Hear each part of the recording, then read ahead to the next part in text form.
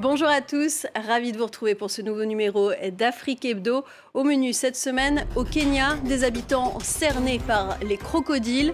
La montée des eaux du lac Boringa a provoqué une importante augmentation du nombre de ces reptiles. Des dizaines de personnes ont été attaquées ces derniers mois. La CAN lancée en Côte d'Ivoire, 1,5 million de visiteurs sont attendus pour un mois de compétition. Reportage à suivre avec le Comité national de soutien aux éléphants, une véritable institution dans le pays. Proche du pointillisme, il fait voyager son pinceau entre abstrait et figuratif. Il représentera le Sénégal lors de la prochaine Biennale de Venise. Alioune Diane est notre invité. Avec le dérèglement climatique, les eaux montent dans la vallée du Rift kényane au point de déstabiliser l'écosystème. Le lac Baringo, l'un des plus grands du pays, connaît une nette augmentation de sa population de crocodiles, une situation qui met en danger les habitants de la région. Reportage de nos correspondants Élodie Cousin et Olivia Bizou. Chaque jour depuis 30 ans, Francis Leki pêche sur le lac Baringo. Comme lui, des milliers de personnes en dépendent pour survivre. Mais depuis peu, ce mode de vie est menacé. Un crocodile m'a attaqué alors que je pêchais. J'ai réussi à survivre. Mais l'un de mes enfants n'a pas eu cette chance. Mon fils de 12 ans. Ces 10 dernières années, les inondations provoquées par le changement climatique ont fait doubler la taille du lac, entraînant la prolifération de ces reptiles. Regardez, il y en a un là. Les crocodiles passent parfaitement inaperçus, se camouflant dans les rochers. Avec la montée des eaux, incontrôlable, vivre à leur côté est devenu extrêmement dangereux. Des gens vivaient ici, il y avait des commerces, les gens ont dû déménager. Selon cet activiste, rien n'a été fait pour protéger les habitants contre les effets du changement climatique. Il y a tant de gens qui ont été blessés par les crocodiles, sans compensation, sans même une solution permettant d'améliorer les conditions de vie. Ce camp de déplacés a été créé après des inondations. Les habitants ont débuté une action collective contre le gouvernement. Ils souhaitent obtenir une compensation pour déménager loin du lac. Ces réparations changeraient notre vie. Nous avons besoin d'acheter des terres pour pouvoir construire des maisons pour nous et nos enfants et pour pouvoir planter des cultures afin de subvenir à nos besoins. Notre seul espoir réside dans cette action en justice. Notre destin est entre les mains du tribunal. En 2020, plus de 30 000 habitants de Baringo ont dû partir. L'aggravation de la crise climatique pourrait forcer beaucoup d'autres personnes à quitter leur maison. C'est la ferveur en Côte d'Ivoire. Le pays accueille l'Afrique du foot pour la 34e édition de la CAN jusqu'au 11 février. Chaque équipe a bien sûr ses fervents supporters.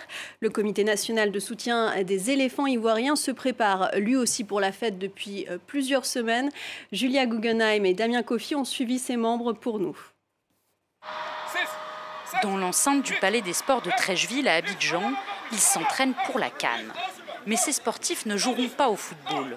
Les membres du Comité national de soutien aux éléphants se maintiennent en forme pour soutenir leur sélection nationale. À chaque match, pendant 90 minutes, ils dérouleront les chorégraphies et les chants qu'ils travaillent ici depuis des mois.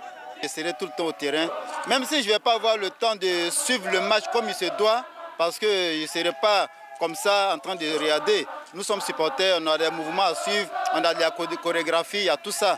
Donc, mais quand même, de temps en temps, j'aurai le temps de jeter un coup d'œil, voir quand même quelques actions. Dernier préparatif également pour la fanfare qui parfait ses mélodies. On crée les chansons en fonction des matchs. Il faut animer parce que le supporter que nous sommes le moteur du joueur qui est sur la pelouse. Le Comité national de soutien aux éléphants n'est pas un club de supporters comme les autres. Placé sous l'égide du ministère des Sports, son président est nommé par arrêté ministériel. Ce jour-là, le comité reçoit de la part de l'Assemblée nationale un don en nature de matériel. L'occasion pour son président de lier politique et football.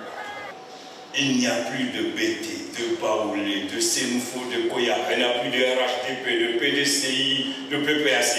Il y a que la Côte d'Ivoire doit gagner.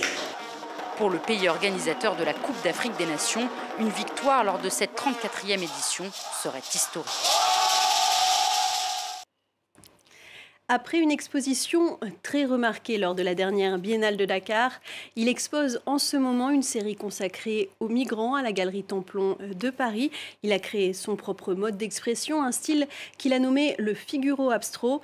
Bonjour Alioune Diane. Bonjour. Merci d'être avec nous. Merci à vous aussi. Pour commencer, justement, dites-nous, qu'est-ce que ça veut dire le figuro abstro? Alors, le figuro abstro, c'est un style de peinture que j'ai créé depuis 2013. Donc, figuro abstro, c'est un style qui mélange le figuratif et l'abstraction. Dès qu'on est près dans mes tableaux, on voit un ensemble de signes. Ces ensembles de signes, ce sont des signes inconscients parce que quand je les fais de façon très, très spontanée. Ils n'ont pas de définition. Et de fur et à mesure qu'on recule, en fait, ces signes-là se regroupent et donnent l'image figurative. C'est pour ça que j'ai dit en fait que mon style regroupe les deux, la figuration et l'abstraction. Quand j'expose mes tableaux, on voit des personnes de cultures différentes, par exemple les Éthiopiens, qui voient de l'alphabet éthiopien dans mes tableaux, dans ces signes-là. Il y a aussi des gens qui me parlent des hébreux, il y en a qui me parlent de l'arabe, donc il y en a qui me parlent de dessin, des écritures. Donc tout ça, en fait, donne une image figurative. Donc voilà, ce sont vraiment des signes inconscients. Donc je laisse les gens les interpréter comme ils les ressentent. Un style qui est bien particulier et reconnaissable. Quel est votre processus de création? Est-ce que vous travaillez à partir de photos ou à partir de scènes de vie? Comment vous Alors, occupez? la plupart du temps, je dessine beaucoup quand je suis dans la rue, par exemple au Sénégal. Je travaille beaucoup sur les scènes de vie. Scènes de vie, pourquoi? Parce que je suis en train de faire les futures archives du Sénégal. Comme Leonardo da Vinci le faisait à Florence, où il peignait beaucoup de choses sur la nature. Il travaillait aussi sur les portraits des personnalités de Florence qui ont marqué la ville de Florence. Donc moi, de mon pays aussi, qui est le Sénégal, à travers ma peinture, j'essaye de faire des archives, des futures archives. Je dessine au crayon l'image ou la scène de vie que je veux faire. Et après, j'utilise les peintures, les couleurs de façon naturelle et spontanée. Et c'est ça qui donne la plupart du temps. Mais par exemple, il y a l'expo que je suis en train de faire, on voit l'enfant. Donc c'est cette image-là que j'ai fait sous forme de capture d'écran parce que j'ai regardé une image sur les infos qui parlait un petit peu d'un enfant immigré sauvé par un Togolais et que je tenais vraiment à lui rendre hommage. Mais tout le reste, c'est dessiné. Ouais. Justement, vous pouvez nous en dire un peu plus sur cette exposition personnelle en cours à la Galerie Templon jusqu'au 26 février. Vous y évoquez cette thématique de la migration qui est très importante pour vous? Oui, c'est très important parce que c'est un sujet un peu compliqué à expliquer. Parce que moi, mon rôle, c'est d'expliquer aux jeunes de ne pas prendre ces risques-là. Partir pour traverser la mer pour aller en Espagne. Donc, ces jeunes me posent la question, voilà, tu nous dis de ne pas y aller, mais quand même, tu y vas tous les jours. À chaque fois que tu en as envie, tu y vas. Donc, pourquoi tu nous interdis ou tu nous dis de ne pas y aller? Et qu'après, en contrepartie, ces jeunes-là vivent des moments très difficiles au Sénégal. Ces jeunes, ils n'ont pas accès à l'emploi. C'est des jeunes souvent qui ont des diplômes et qui n'ont pas de travail et qui se lèvent le matin et qui voient leur maman souffrir. Leur maman malade, ils ne peuvent pas les acheter leurs ordonnances. Je pense que c'est un peu compliqué en fait pour eux. Donc ça se comprend. Donc quand je leur explique, ils me disent, mais Alioune, voilà... c'est la mort, voilà, c'est la mort ou la réussite parce que on va pas rester quand même là, voir nos parents souffrir de faim et que nous on peut rien y faire. Donc nous, comment on fait? Il faudra qu'on puisse aussi réussir. Donc je pense que ces jeunes, voilà, vivent des moments compliqués et très difficiles. Donc à travers ma peinture, j'essaye pas de leur dire de rester aussi parce que je comprends leur situation, mais j'essaye de dire aux responsables, en fait, que ce soit en Europe, que ce soit en Afrique, de prendre leurs décisions et de prendre leurs responsabilités en donnant ces jeunes de l'emploi et que l'Union européenne aussi puisse travailler de telle sorte que ces jeunes puissent avoir du travail au Sénégal et aider leur famille. Et en même temps aussi que l'Europe soit ouverte aussi pour que l'Afrique, surtout les jeunes Africains, puissent voyager aussi. Parce que je pense qu'ils veulent voyager parce qu'ils parce qu'ils ne savent pas ce qui se passe actuellement, ce qui se passe en Europe. Donc, cette ignorance-là les pousse à booster un petit peu les choses, ce qui les amène à traverser la mer pour aller en Espagne. Chercher un quotidien meilleur. Voilà, une vie meilleure là-bas. Après le Bénin, c'est au tour du Sénégal de présenter son premier pavillon national lors de la prochaine biennale de Venise. Et c'est vous qui avez été sélectionné pour représenter votre pays. Tout d'abord, quelle a été votre réaction ? Je suis très content, très content et très heureux.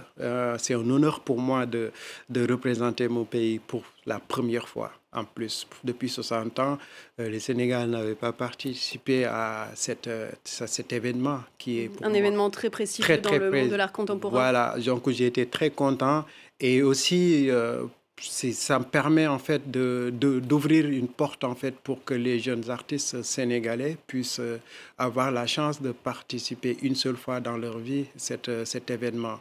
Donc c'est ce rendez-vous qui est international et qui est important pour la carrière d'un artiste. Et à quoi va ressembler justement votre pavillon ? Alors, on aura une dizaine de tableaux qui parlera sur le thème de l'humanité de façon générale, à l'image de cette exposition tout à l'heure qui parle de l'immigration. Donc, on aura une dizaine de tableaux par un côté positif et un côté négatif aussi, sur le vivre ensemble, mais aussi sur le fait que l'être humain a parfois tendance à redresser un petit peu, aller un petit peu sur ce côté instinct animal où on voit des personnes qui traversent la rue en voyant des personnes sans abri par terre sans réagir, en voyant aussi cette indifférence et ce qui se passe actuellement aussi sur le racisme. Donc tout ça que l'homme et l'être humain créent, je pense que parfois aussi c'est important de le souligner. Et comme ma peinture tend un peu plus vers l'engagement, je me suis dit ça serait important de montrer ça à Venise, de faire une série de tableaux où on peut voir ce côté négatif de l'homme et ce côté positif quand même de l'homme. Une invitation donc à la réflexion. Merci à Exactement. Merci beaucoup. Merci d'avoir été notre invité. Merci. Et c'est ainsi que se termine Afrique Hebdo. À la semaine prochaine.